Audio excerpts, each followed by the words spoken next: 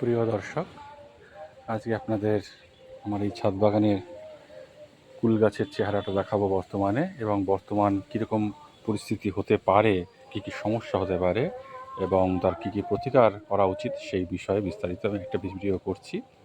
এটা শর্টেও দেওয়া আছে, যাদের প্রয়োজন তারা ডেসক্রিপটিভ ভিডিওগুলোতে দেখবেন। আচ্ছা, যাই হোক, এটা আমার আপেল কুল বা ভারত সুন্দরী কুল। এই কুলটা যথেষ্ট সুন্দর কালার হয় এবং দেখতেও ভালো হয়। দেখুন, এটা আমি একটি প্লাস্টিকের জারে বসিয়েছি, এবং আগের বার আমি ভিডিওটা দিয়েছিলাম, তখন ছোট ছিল গাছটা, কয়েক মাসের, তাতেই ফল ধরেছিল প্রচুর।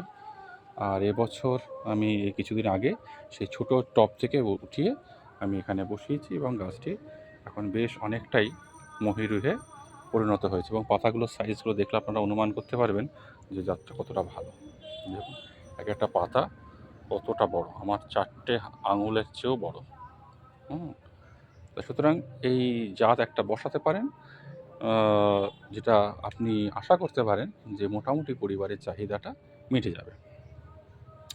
তবে এই কুলের এই টাইমটা থেকেই পরিচর্যা করা শুরু করতে হয়, অর্থাৎ এখন আষাঢ় মাস, কারণ মোটামুটি আর একটা মাস পর, শ্রাবণ মাসের পরেই ভাদ্র মাস থেকে কিন্তু শরৎকাল, এবং শরৎকাল থেকে এই কুল গাছে ফুল আসা শুরু হবে।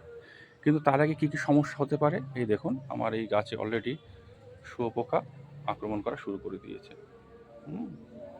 প্রচুর শুঁয়োপোকা, এবং পাতাগুলোকে কীভাবে খেয়ে নষ্ট করে ফেলছে দেখতে পাচ্ছেন। পাতাগুলো কিন্তু একদম ঝাঁঝরা করে ফেলছে। সেই জন্য এক্ষুনি যদি এর প্রতিকার না করা হয়, তাহলে কিন্তু গাছটি দুর্বল হয়ে পড়বে এবং আমরা ফল আশা করতে পারবো না। এই দেখুন, আমি এখন একটি স্প্রে করব। এই স্প্রেটা করলে কিন্তু ভীষণ কার্যকরী এটা, এবং এখানে আমি কী কী স্প্রে করছি সেগুলো আমি বলবো। এটা শুধু শুঁয়োপোকার ক্ষেত্রেই যে কার্যকরী তা নয়, এটা এই দেখুন, গাছগুলোকে কিন্তু একদম পাতাগুলোকে একদম শুকিয়ে দিয়েছে।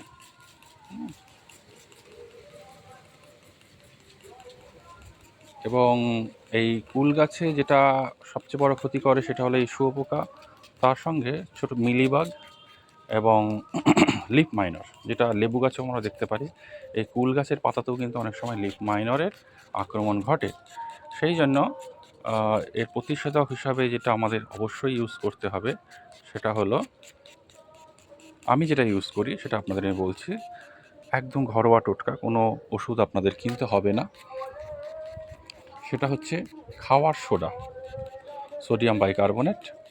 এই খাওয়ার সোডা জলের গুলির মধ্যে গুলে, এবং তার সঙ্গে বাড়িতে যদি আপনাদের সার্ফ থাকে, কাপড় কাচার সার্ফ বা বাসন মাজার সার্ফ, সেটা একটু মিশিয়ে এটা কিন্তু আপনারা স্প্রে করতে পারেন। এটা ভীষণ কার্যকরী।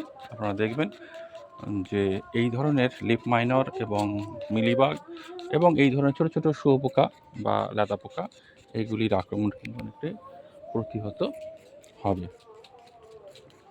তবে এটা কিন্তু ওই একবার করলে হবে না, এটা আপনাকে ঘন ঘন করতে হবে, অর্থাৎ দিনে দুবার। যখন রোদের তাপ একদম থাকবে না, অর্থাৎ ভোরবেলা বা বিকালবেলা, এই সময় কোথাও রাত্রিবেলাও করতে পারেন।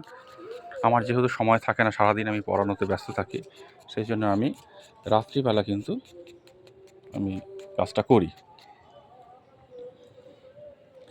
যাই হোক, আর এখন থেকে যদি আপনারা ঠিকমতো ট্রিটমেন্ট না করেন, তাহলে কিন্তু গাছে আশানুরূপ ফল পাবেন না। আর একটা কথা আপনাদের জানানো দরকার, সেটা হলো কোন কোন গাছে ফল আসবে, আর কোন কোন গাছগুলোতে কোন কোন ডালে ফল আসবে এবং কোন কোন ডালে ফল আসবে না, সেই ডালগুলোকে কিন্তু আমাদের ছাঁটাই কাটাই করতে হবে এই টাইমটাতেই। এরপরে আর পারবো না, কারণ এরপরে কিন্তু কুড়ি এসে যাবে, তখন বোঝা যাবে না যে কোন ফুলটা আমাদের ধরবে আর কোন ফুলটা ধরবে না।